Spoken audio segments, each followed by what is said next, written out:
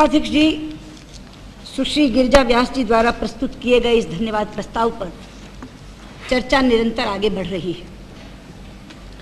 हमारी ओर से आदरणीय आडवाणी जी ने चर्चा की शुरुआत करते हुए इस प्रस्ताव का समर्थन भी किया, सरकार से कुछ अपेक्षाएं भी की और सरकार के सामने अपनी मांगें भी रखी।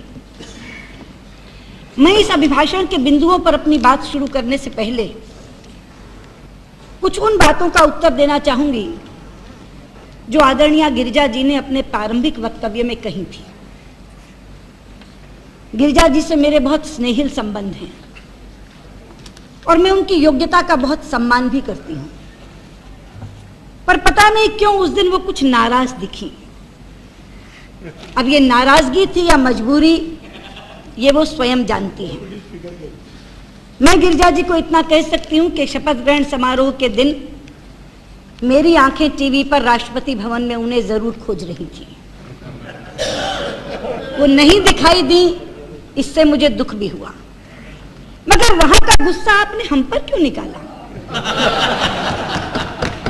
आपने तो हमारी इतिश्री का ऐलान कर दिया, और वो भी अब के लिए नहीं, सदा के लिए। आप याद करिए आपने क्या कहा। आपने कहा कि ये इलेक्शन भारतीय जनता पार्टी के सो कॉल्ड असूलों का जवाब है और इंडिया शाइनिंग के नारे लगाने वालों की तो इतिश्री हो गई, और आगे एक वाक्य और जोड़ दिया कि मैं सोचती हूं कि ये इतिश्री सदा के लिए हो गई।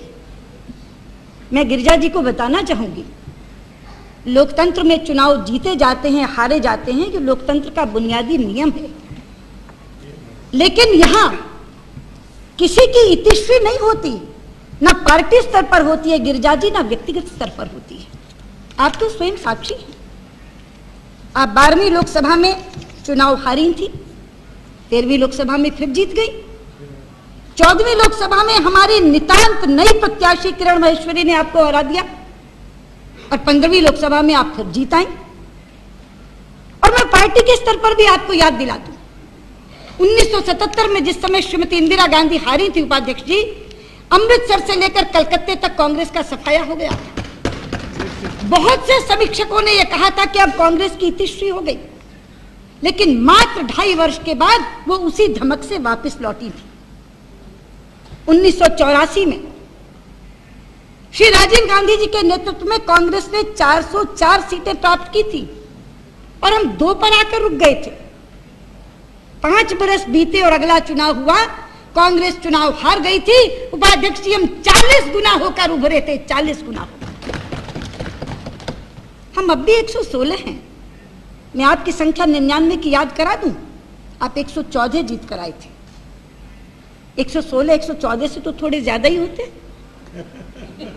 अगर 114 वाले सन 2004 में सरकार बना गए तो 116 वालों की इतिश्री कैसे हो गई? वास्तव में गिरिजा जी, आप साहित्यकार हैं और साहित्य में हर कहानी की इतिश्री होती है, हर उपन्यास की इतिश्री होती है, लेकिन मैं राजनेत्री गिरिजा को बताना चाहती हूं कि राजनीति साहित्य नहीं होता। राजनीति में चुनाव लड़े जाते हैं और उपाध्यक्ष जी, किसी भी लड़ाई की इतिश्री तब होती है जब सामने लड़ने वाला मैदान छोड़ दे। और मैं आपको बताना चाहती हूं, हम मैदान छोड़कर नहीं भाग रहे हैं, हम मैदान में डटे हुए हैं और इसी पराजय में से हम विजय की राह निकालेंगे। ये आज मैं ऐलान करके आपके सामने कहना चाहती हूं। उपाध्यक्ष जी, अब मैं अभिभाषण के प्रथम बिंदु पर आती हूं। राष्ट्रपति महोदया ने प्रारंभ में ही जो पहला पैराग्राफ है जिसमें सबको बधाई दी, 5 पैराग्राफ तक वो बधाई देती नहीं अलग अलग, 6ठे पैराग्राफ से उन्होंने सरकार का काम शुरू किया। उन्होंने कहा, वर्ष 2004 में मेरी सरकार ने राष्ट्र के समक्ष एक समावेशी समाज और समावेशी अर्थव्यवस्था की संकल्पना रखी थी। सरकार ने इस संकल्पना को मूर्त रूप देने के लिए नीतियां और कार्यक्रम तैयार करने में पूर्ण निष्ठा से कार्य किया। मेरी सरकार का मानना है कि इस चुनाव में उसे जो भारी जनादेश प्राप्त हुआ है वो इसी समावेशी नीति का परिणाम है। सरकार मानती है कि वो अपने नीतियों और कार्यक्रमों के कारण जीती है, लेकिन मैं आपसे कहना चाहती हूँ, जब राजनीतिक विश्लेषक इस चुनाव का विश्लेषण करेंगे तो इस विश्लेषण को सही नहीं पाएंगे। क्योंकि नीतियों का जनादेश तो तब होता जब सारे नीति निर्धारक चुनावी समर में जनादेश प्राप्त करने के लिए उतरे होते। उपाध्यक्ष जी, नीति निर्धारण के क्षेत्र में प्रमुख भूमिका निभाने वाले 5-5 मंत्री तो चुनावी समर में उतरे ही नहीं, और जो उतरे उनमें से बहुत हार गए।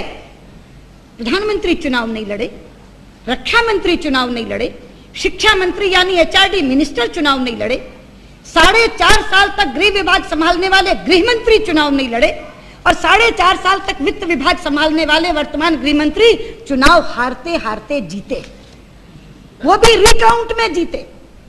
और इनके प्रमुख मंत्री चुनाव हार गए। मणिशंकर अय्यर चुनाव हारे, संतोष मोहन देव चुनाव हारे, रामविलास पासवान चुनाव हारे, रामोदास चुनाव हारे, AR अंतुले चुनाव हारे, शंकर सिंह वाघेला चुनाव हारे, नारायण सिंह राठवा चुनाव हारे, रेणुका चौधरी चुनाव हारी। मेरे पास सूची है, 21 मंत्री आपके चुनाव नहीं लड़े और 16 मंत्री आपके चुनाव हार गए, तो आप इसे नीतियों का जनादेश कहेंगे? एक दूसरी बात कही गई कि सेक्युलरिज्म पर जनादेश है, पंथ निरपेक्षता पर। यह भी सही नहीं। सेक्युलरिज्म के तो सारे पुरोधा ढह गए। सेक्युलरिज्म के सबसे बड़े पैरोकार वामपंथी, CPM वाले 43 से सिमटकर 16 पर खड़े हो गए। CPI 10 से घटकर 4 पर आ गई। सेक्युलरिज्म के दूसरे अलंबरदार मेरे अत्यंत स्नेही भाई लालू यादव 23 से घटकर 4 पर आ गए। मुलायम सिंह यादव 38 से घटकर 22 पर आ गए। और कार्यक्रमों की बात अभी कर रहे थे वासुदेव जी, नीतियों की बात मैंने कर दी। कार्यक्रमों का पूरा पर्दाफाश कर रहे थे, पोल खोल रहे थे कि क्या लक्ष्य था और क्या उपलब्ध किया, क्या प्राप्त किया। तो इसलिए मैं कहना चाहती हूं, ये नीतियों की विजय नहीं, ये परिस्थितियों की विजय है। परिस्थितियां आपके अनुकूल हो गई और आप चुनाव जीत गए। और यह भी सच है कि जनादेश आप ही को मिला है, जीत आप ही की हुई है। सरकार चलाने का जनादेश मिला है। शौक से चलाइए सरकार, अच्छी तरह चलाइए सरकार। लेकिन संसदीय कार्य मंत्री यहां बैठे हैं, मेरे बहुत स्नेही मित्र हैं। एक गीत की, बहुचर्चित गीत की एक छोटी सी पंक्ति आपके जहन में डालना चाहती हूं। सरकार चलाने वक्त अगर वो बात आप याद रखेंगे तो आपको कभी कठिनाई नहीं आएगी। पेश आएगी हमारी जरूरत कभी कभी। अगर आप इस बात को याद रख लें तो आप निश्चित तौर पर अच्छी तरह से सरकार चला सकेंगे। उपाध्यक्ष जी तो बताइए ना, पेश आएगी हमारी जरूरत कभी कभी। उपाध्यक्ष जी, गिरिजा जी ने उसके बाद ये कहा कि मैंने एक बयान में ये कहा है कि हमारा एजेंडा सरकार ने ले लिया है और अभिभाषण में शामिल कर लिया। ये सच है, मैंने ये बात कही है, लेकिन शिकायती स्वर में नहीं कही, खुशी से कही है। उस दिन अडवाणी जी ने कहा था कि विकास और कल्याण के कामों में श्रेय की होड़ नहीं होनी चाहिए, क्रेडिट की होड़ नहीं होनी चाहिए। इसलिए मुझे खुशी हुई कि जो काम हम करना चाहते थे आपने उसे करने का वादा किया है, लेकिन वो एजेंडा हमारा नहीं था, ये आप नहीं कह सकते। मैं पूछना चाहती हूं, स्विस बैंक से काला धन देश में वापस लाने का एजेंडा देश में किसने सामने रखा? निस्संदेह आडवाणी जी, भारतीय जनता पार्टी ने। एक रैंक एक पेंशन की बात किसके घोषणा पत्र में थी? भारतीय जनता पार्टी के। 33% से स्थानीय निकायों में आरक्षण 50% करने का काम किसने किया?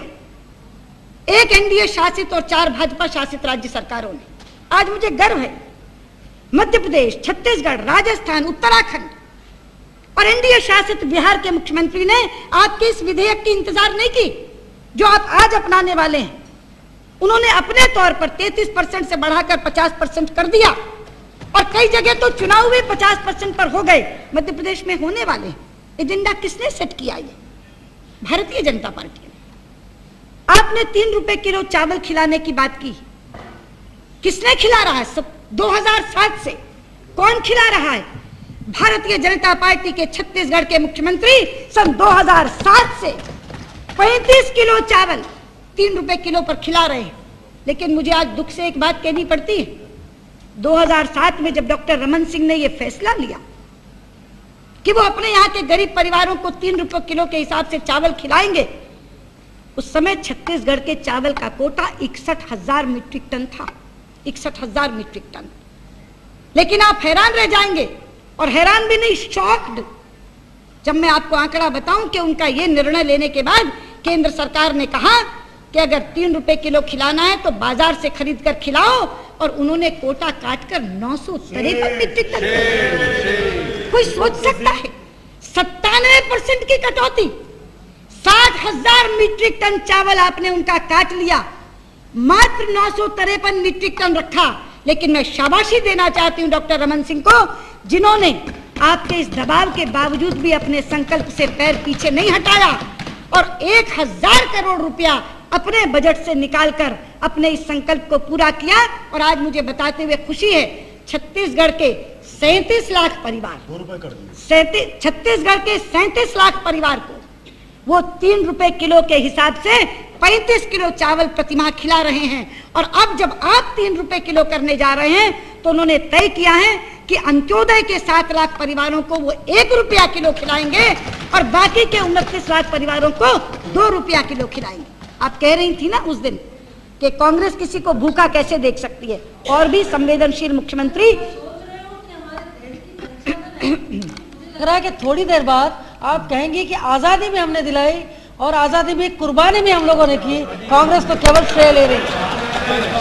आप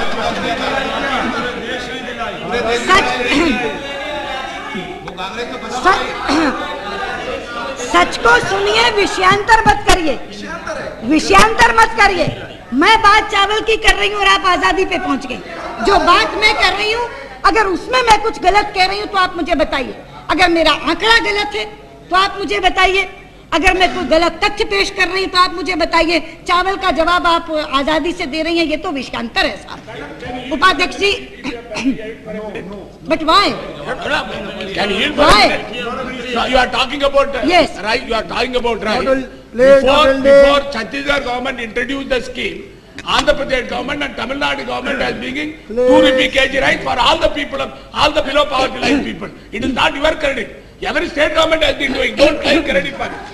मैं तो उनके उस बात का जवाब दे रही हूँ कि वो कहते हैं कि केवल कांग्रेस लोगों को भूखा नहीं रख सकती, इसलिए जो छत्तीसगढ़ ने किया वो बता रही हूँ। लेकिन छत्तीसगढ़ के साथ आपने क्या किया ये भी बता रही। उपाध्यक्ष जी, मैं यहाँ ये कहना चाहती हूँ कि ये योजनाएं जब चलें तो शासक दल का नाम पट्ट देख करके उनके साथ भेदभाव न किया जाए। और ये बात मैं इसलिए कह रही हूँ कि इस समय मैं जिस प्रदेश से चुनकर आई हूँ वो मध्य प्रदेश ये भेदभाव भुगत रहा है। 21 लाख लोगों की सूची हमने बीपीएल परिवारों की आपको भेजी है, लेकिन केंद्र हमें उसका खाद्यान्न नहीं दे रहा। इसीलिए मैं आपसे कहना चाहती हूँ, इन योजनाओं को शुरू करने से पहले आप बीपीएल के मानदंड बदलिए।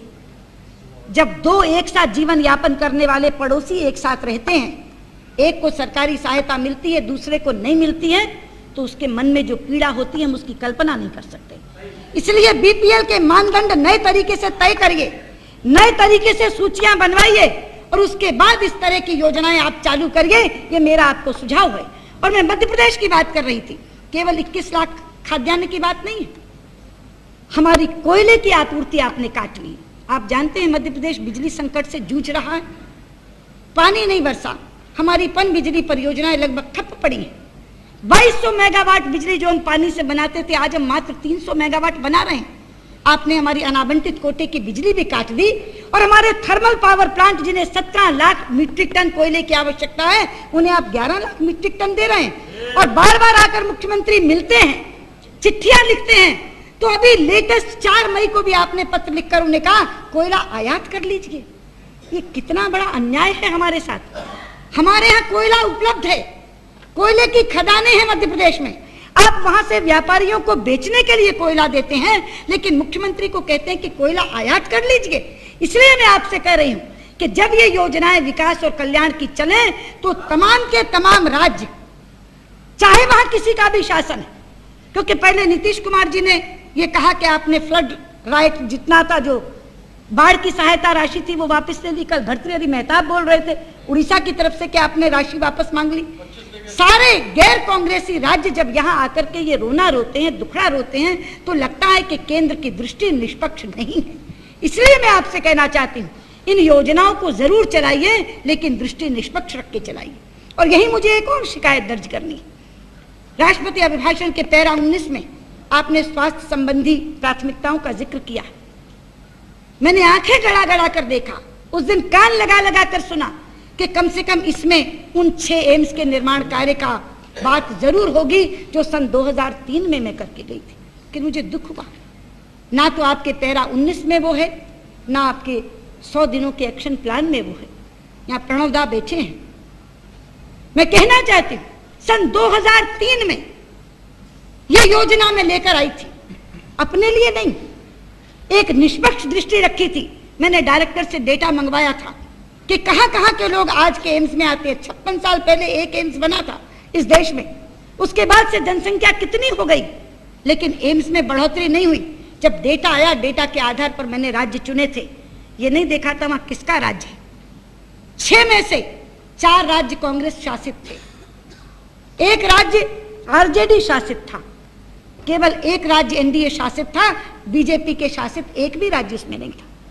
मध्य प्रदेश में कांग्रेस का शासन था तब, छत्तीसगढ़ में कांग्रेस का शासन था, राजस्थान में कांग्रेस का शासन था, उत्तराखंड में कांग्रेस का शासन था, बिहार में लालू जी का शासन था, केवल उड़ीसा में बीजू जनता दल का शासन था। एक भी बीजेपी शासित राज्य नहीं था। लेकिन चूंकि चिकित्सा की दृष्टि से वो पिछड़े हुए राज्य थे, इसलिए उनको चुना और अपने समय में 10 महीने का कार्यकाल था केवल, अपने कार्यालय में 1 घंटा समर्पित कर दिया था इन एम्स को बनाने के लिए। और इसलिए 10 महीने में सारे 6 मुख्यमंत्रियों से जमीनें ले ली, शिलान्यास 6 के करवा दिए, वोट ऑन अकाउंट था केवल, उसमें भी बजट हिट बनवा दिया, 6 करोड़ रुपया उनकी 4 दीवारी बनाने के लिए रख दिया। ये सारा काम 10 महीने में पूरा करके गई थी। 5 साल निकाल दिए आपने। उन 4 दीवारियों में से कोई एक ईंट उखाड़ कर तो ले गया होगा, लेकिन उन 6 एम्स पर एक ईंट लगाने का काम आपने नहीं किया। 6 एम्स को अपग्रेड करने का काम भी किया था मैंने। दोनों सदनों में हर सत्र में एक ना एक सांसद जरूर उठाता था इस विषय को। यहाँ लाल सिंह जी बैठे थे जम्मू कश्मीर के, हर बार उठाते थे, क्योंकि उनके यहाँ भी मैंने अपग्रेड किया था। दोनों सदनों में कभी ध्यानाकर्षण आता था, कभी प्रश्न आता था, हर बार स्वास्थ्य मंत्री कहते थे बस हम निर्माण कार्य शुरू करने वाले हैं। लेकिन 5 बरस बीत गए, निर्माण कार्य नहीं हुआ। एक पुण्य का कार्य नारायण स्वामी ने जरूर कर दिया, उस स्वास्थ्य मंत्री को हराकर आज पुदुचेरी से नारायण स्वामी यहाँ आए हैं। इसलिए मैं नारायण स्वामी को इसमें बधाई देना चाहती हूँ।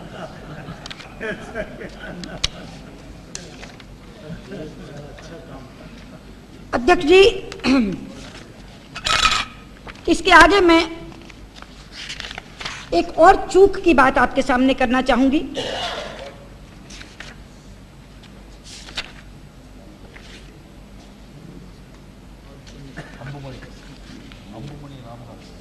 सरकार ने पैरा 25 में महिलाओं के लिए समान अवसर सृजित करने की बात कही है। इन्होंने 3 प्राथमिकताएं रखी हैं: महिलाओं की शिक्षा, साक्षरता जिसे कह रहे हैं ये, महिलाओं की नौकरी और महिलाओं का राजनीतिक सशक्तिकरण। ये तीनों बातें बहुत अच्छी हैं, लेकिन प्रणव दा, आप एक बहुत जरूरी बात भूल गए। आपने शिक्षा की समस्या याद रखी, आपने नौकरी की समस्या भी याद रखी, आपने राजनीतिक सशक्तिकरण की समस्या भी याद रखी, पर आप उसके जन्म की समस्या भूल गए। उपाध्यक्ष जी, अगर जन्मेगी नहीं तो शिक्षित कैसे होगी? अगर जन्मेगी नहीं तो नौकरी कैसे प्राप्त करेगी? अगर जन्मेगी नहीं तो चुनकर कैसे आएगी? आज तो उसके जन्म के सामने प्रश्न चिन्ह लगा हुआ है। भ्रूण हत्या देश में इतना बड़ा अपराध बन गया। कई बार तो मैं हैरान होती हूं कि जो देश वर्ष में 2-2 बार कन्या पूजन करता है, वो अपनी बेटियों को गर्भ में मारने का पाप कर रहा है। इसलिए मैं आपसे कहना चाहती हूं, ये चूक हुई है आपसे। ऐसा नहीं कि नियतन आपने ऐसा किया, लेकिन जब हम लोग आपस में बात करते हैं तो एक दूसरे की भूल सुधारने का भी काम करते हैं। ये 3 चीजें जो आपने रखी हैं, इसमें भ्रूण हत्या आप जरूर डालने का काम करिए। और एक बात जो उस दिन अडवाणी जी ने कही थी लाडली लक्ष्मी योजना की। मध्य प्रदेश में जो लाडली लक्ष्मी योजना चली है वो भ्रूण हत्या को सबसे पहले रोकती है, क्योंकि वो पैसा जन्म के समय दिया जाता है। वो एक ऐसी योजना है जो लड़की के जन्म से लेकर उसकी शिक्षा से लेकर उसके विवाह तक जाती है। और इसलिए मैं आपसे कहना चाहूंगी कि आप प्रधानमंत्री जी से कहिए उस योजना का मसौदा मंगवा कर देखें। अगर उसमें कोई संशोधन करना है तो करें, कोई सुधार करना है तो करें, लेकिन जब तक आप बच्ची के जन्म की समस्या का समाधान नहीं करेंगे तब तक आपकी ये बाकी तीनों चीजें भी पूरी नहीं हो सकेंगी। इसलिए मैं आपसे कहना चाहती हूं, लाडली लक्ष्मी योजना को मंगवाकर और उसको पूरे देश में लागू करने का काम करिए। वो भ्रूण हत्या को रोकेगी और महिला साक्षरता को बढ़ाएगी। आपने महिला आरक्षण की बात की है। एक तरफ महिलाओं में बहुत ज्यादा उत्साह आया है उससे, दूसरी तरफ बवाल भी मचा है। क्यों शरद भाई? हाँ, बवाल भी मचा है। लेकिन शरद भाई, बवाल मचाने की जरूरत नहीं है, क्योंकि मैं आपको बता दूं, लोग ये सोच रहे हैं कि आपने 3 महीने में ये बिल पारित कराने की बात की है। ऐसा नहीं है। इसमें एक पेंच है, पेंच, और वो पेंच लिखा गया है, वो कोई नहीं पढ़ रहा। पहला वाक्य पढ़िए, मेरी सरकार अगले 100 दिनों के भीतर इन उपायों पर कदम उठाएगी। राज्य विधानमंडलों और संसद में महिलाओं को 1/3 आरक्षण देने के लिए संसद में महिला आरक्षण विधेयक को पारित करने के लिए कदम उठाएगी। यानी प्रधानमंत्री अगर एक मीटिंग बुला लेंगे सभी दलों की सर्वानुमति बनाने के लिए तो कदम उठ गया, ये वादा पूरा हो गया। कदम उठाएगी, बिल पारित नहीं कराएगी। आप काहे जहर खाने की बात कर रहे हैं? वो करते हैं और इसलिए केवल मीटिंग बुलाकर वादा के निर्वहन नहीं होंगे। लेकिन हाँ, एक बात से सहमत हूं कि उस मीटिंग के बाद यादव साहब पूरी तौर पर सहमत होंगे कि हाँ, बिल्कुल महिला आरक्षण बिल आना ही चाहिए, ये मेरा वादा है। गिरिजा जी, इससे तो कहीं बड़े कदम हम उठा चुके। एक मिनट, इससे तो कहीं बड़े कदम हम उठा चुके। जहां तक प्रधानमंत्री के स्तर की मीटिंग की बात है, अटल जी के स्तर पर 3 बैठकें हुई। उसके बाद पीठासीन अध्यक्ष थे उस समय मनोहर जोशी जी, उन्होंने ये काम अपने सिर पर लिया, उनके स्तर पर मीटिंग हुई। उसके बाद जब मनमोहन सिंह जी आए तो उनके स्तर पर मीटिंग हुई। और जहां तक कदम उठाने की बात है, संसदीय कार्य मंत्री के तौर पर मैंने तो वो कदम उठा लिया था कि बिल को चर्चा के लिए कार्यसूची में लगा दिया था। इससे बड़ा क्या कदम उठाएंगे आप? कार्यसूची में लगा दिया था। लेकिन उस दिन भी बिल के विरोधियों ने ये कहा कि जब तक कार्यसूची से निकलेगा नहीं, हम कार्यवाही चलने ही नहीं देंगे। तो इसलिए मैं आपसे कह रही हूं, आप तो ऐसे हो गए, शायद आपने, मीडिया ने भी इसको नहीं पढ़ा, चारों तरफ आ गया 3 महीने में महिला बिल पारित हो जाएगा, 3 महीने में महिला बिल पारित हो जाएगा। 3 महीने में महिला बिल पारित होने का वादा ही नहीं है, कदम उठाने का वादा है। मैंने अंग्रेजी का भी मंगा के पढ़ा, उसमें भी यही है, गवर्नमेंट विल इनिशिएट स्टेप्स। तो जैसे मैंने कहा, एक मीटिंग होगी, वो कदम उठ जाएगा, इनका वादा पूरा हो जाएगा। लेकिन महिला आरक्षण कब होगा, इसलिए प्रणोदा कहना चाहती हूं कि समयावधि तय करिए। बिल पारित कब करेंगे? जब वो समयावधि तय होगी तब मैं कहूंगी कि महिलाएं उत्साहित हों और कहें कि महिला आरक्षण बिल पारित होगा। अभी तो केवल कदम उठाने की बात कही गई है। उपाध्यक्ष जी, अब मैं अभिभाषण के पैरा 42 की बात करना चाहती हूं, जहां उन्होंने भारत पाकिस्तान संबंध की बात की। यह पैराग्राफ भारत पाकिस्तान के सीमा पार आतंकवाद को लेकर समाप्त हो गया। लेकिन जो विषय आज प्रासंगिक है उससे यह अभिभाषण अनछुआ रहा। रोज समाचार आ रहे हैं कि पाकिस्तान अपनी परमाणु क्षमता में वृद्धि कर रहा है। उपाध्यक्ष जी, इसी संभावना को देखते हुए अटल जी ने अपने कार्यकाल में भारत को परमाणु शक्ति संपन्न बनाने का काम किया था और पोखरण में परमाणु परीक्षण किया था। लेकिन मुझे दुख से कहना पड़ता है कि जो कुछ हमने अटल जी के राज में हासिल किया था, भारत अमेरिका परमाणु समझौते के रास्ते, हमने उसे खो दिया। हमने अपने ऊपर यह पाबंदी लगा ली कि हम आगे परीक्षण नहीं करेंगे, और अगर करेंगे तो समझौता टूट जाएगा। इसलिए मैं आज ये प्रश्न करना चाहती हूं, प्रधानमंत्री उत्तर दें कि ये जो परमाणु क्षमता में वृद्धि पाकिस्तान कर रहा है, इससे निपटने के लिए हम क्या कार्य योजना बना रहे हैं? जी जी जी। Who made this commitment that there will be no further test? No. Pranav Da, we said about voluntary moratorium. Two things are not parallel. Don't say that. हमने कहा था, Would there be any change in the world nuclear doctrine? Voluntary moratorium. Not a single syllable has been changed.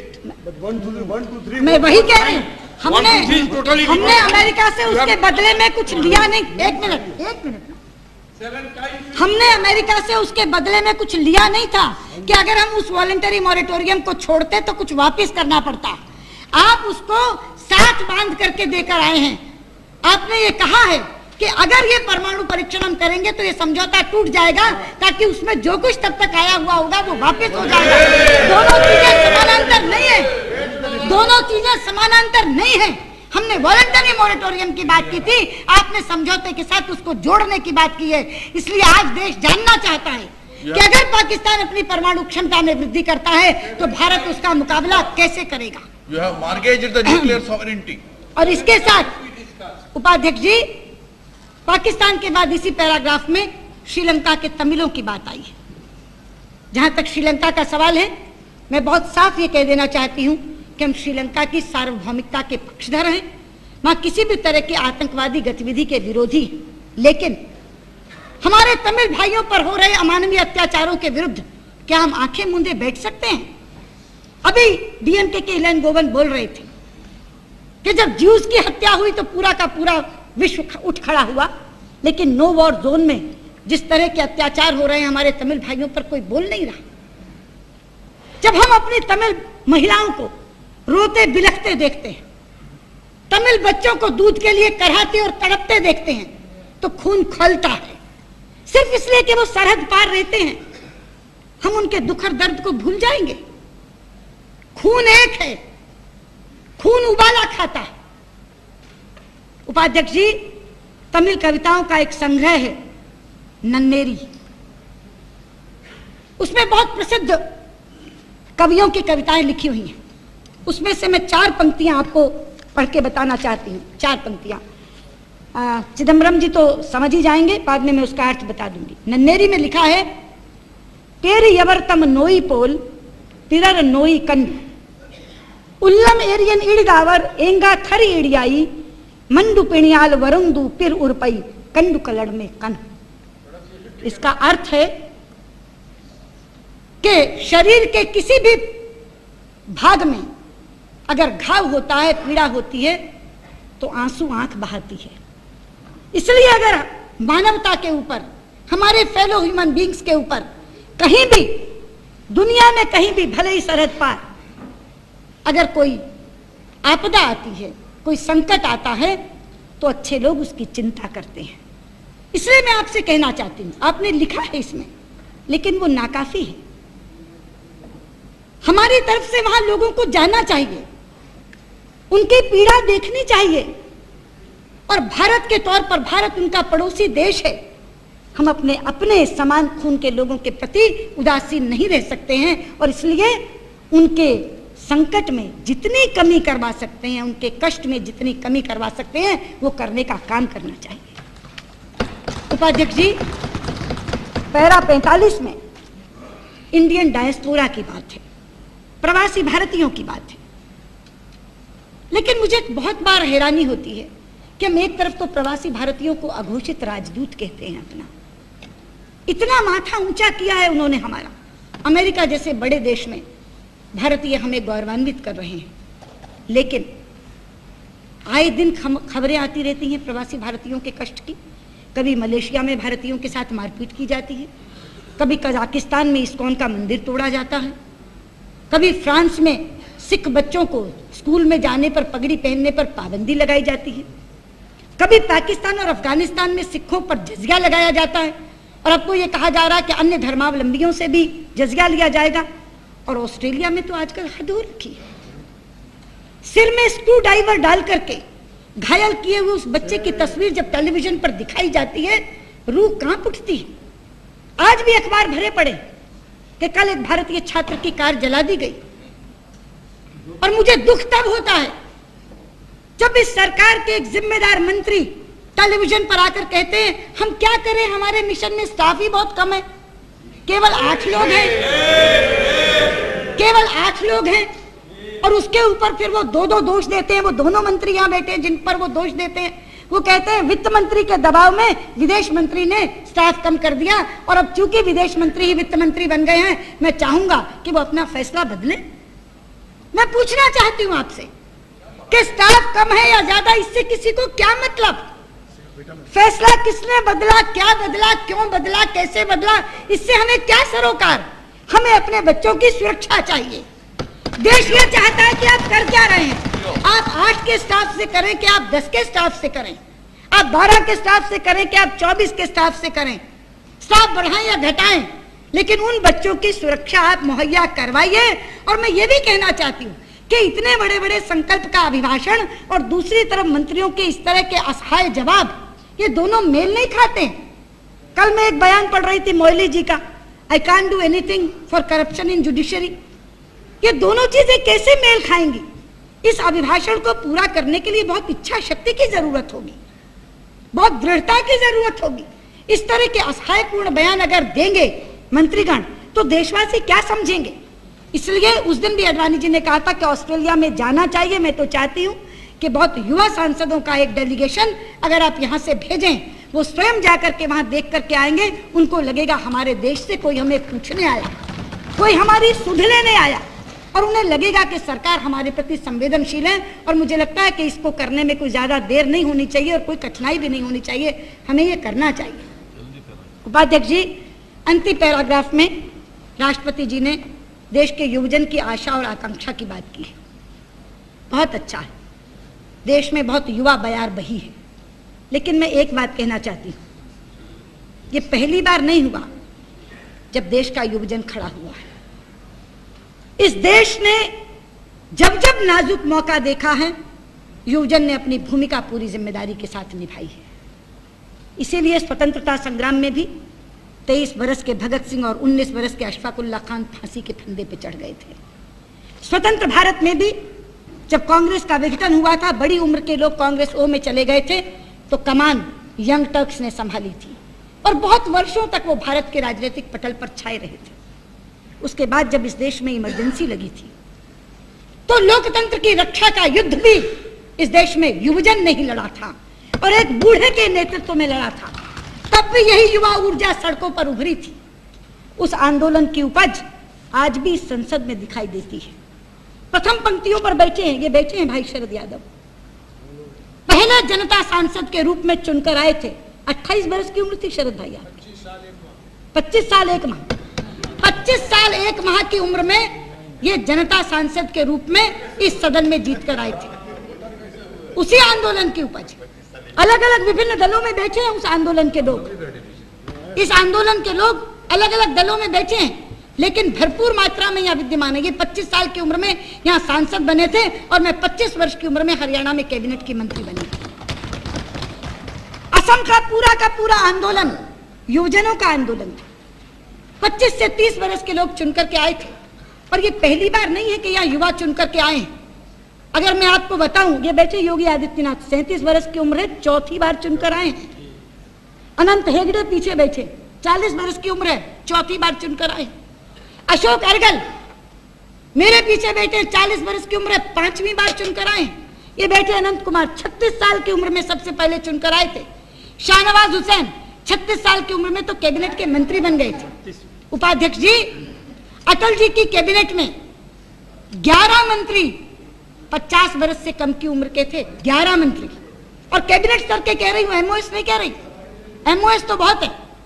Atal ji की cabinet में 12 cabinet मंत्री 50 से कम उम्र के थे और भारतीय जनता पार्टी की तरफ से 8 मुख्यमंत्री 50 से कम उम्र के बनाए गए और अर्जुन मुंडा बैठे हैं 35 वर्ष की उम्र में मुख्यमंत्री बन गए थे।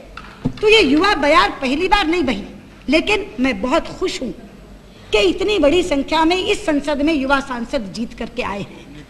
मैं उनका सबका अभिनंदन करती हूँ, हृदय से अभिनंदन करती हूँ, क्योंकि जब वो भोले भाले चेहरे मुझे दिखते हैं तो जिंदगी में मैं स्वयं पीछे पहुंच जाती हूँ, अपना समय याद आ जाता। जब 25 वर्ष की उम्र में चुनकर गई थी और कैबिनेट मंत्रालय का भार संभाला था, लेकिन मैं केवल उनका अभिनंदन नहीं करती, मैं उनको ढेरों ढेरों शुभकामनाएं देती हूं कि जिन अपेक्षाओं से उनके क्षेत्र के लोगों ने उन्हें जिताकर भेजा है वो उन अपेक्षाओं को पूरा करें।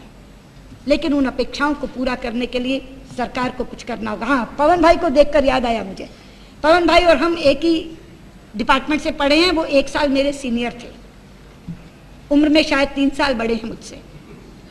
13 साल पहले मेरी पार्टी ने मुझे कैबिनेट का मंत्री बना दिया था। 13 साल बाद इनकी पार्टी को याद आई है और वो भी सीजनल मिनिस्ट्री देकर के चुप गए हैं। 4 महीने काम करेंगे, 8 महीने खाली बेचेंगे। प्रणवदा, कम से कम महकमा तो साथ में दिलवा दीजिए कि 12 महीने मेरा भाई काम कर सके। बहुत योग्य है वो डिपार्टमेंट, ही बहुत योग्य लोगों को निकालता है। तो कम से कम 12 महीने की मंत्रिमंडल तो इनको मंत्री तो ऐसा दीजिए, मंत्रालय 12 महीने काम कर सके।